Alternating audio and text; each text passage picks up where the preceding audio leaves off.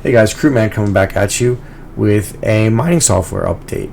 Regal Miner 1.3.10 released 4 days ago. I've been testing it for about 24 hours, and I can say without a doubt that it is 100% worth upgrading to. So as you guys will remember, I released a video that said you should not update from Regal Miner 1.3.7 to 1.3.8 unless you had GPUs that were 3080s or greater, because you lost quite a bit of efficiency on the lower end models from the 3070 Ti down. Now, Regal Miner 1.3.9 addressed this with the kernel command, which I updated to on my test bench, and I tested it, and the results were accurate. That if you had updated to 1.3.8 without even realizing it, it was worth going to 1.3.9 using the kernel command and getting your 1.3.7 efficiencies back. However, again, it was if you hadn't updated, there was no reason to, because you were just getting the numbers back from 1.3.7. 1.3.10, as I've already stated, changes all of that, and let me show you why with the numbers to back it up.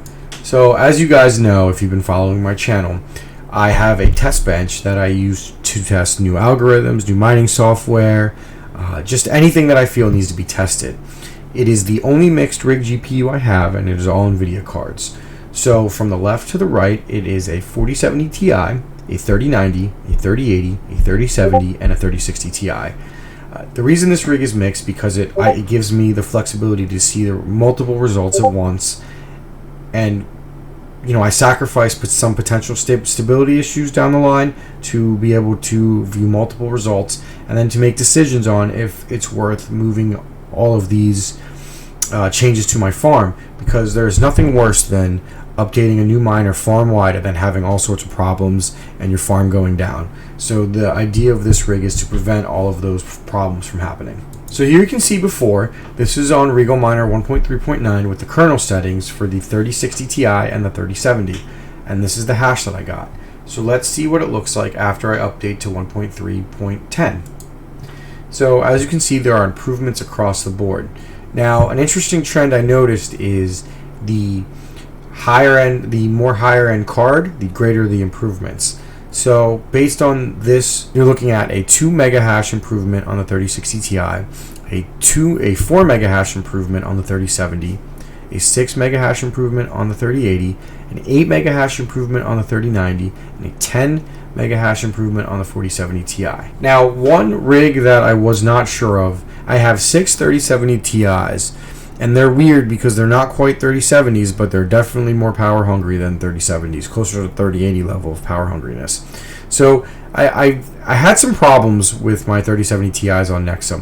Long story short, I was finally able to get them to a setting that I was comfortable with, which is this. You're getting about 65 mega hash with about 117 watts at the software. So a little bit less, a little bit less efficient than the 3070s, which I figured as much, but this is the most efficient settings that I personally was able to find.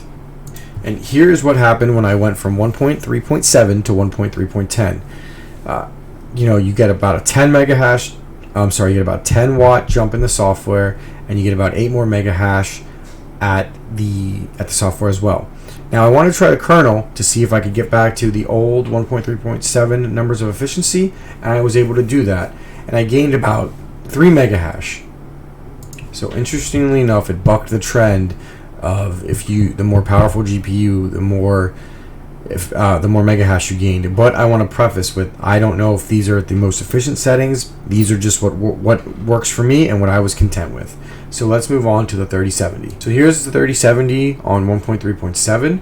Now, an interesting thing was, since I had no kernel, when I updated to 1.3.10, you notice that the hash jumps up about 8 mega hash.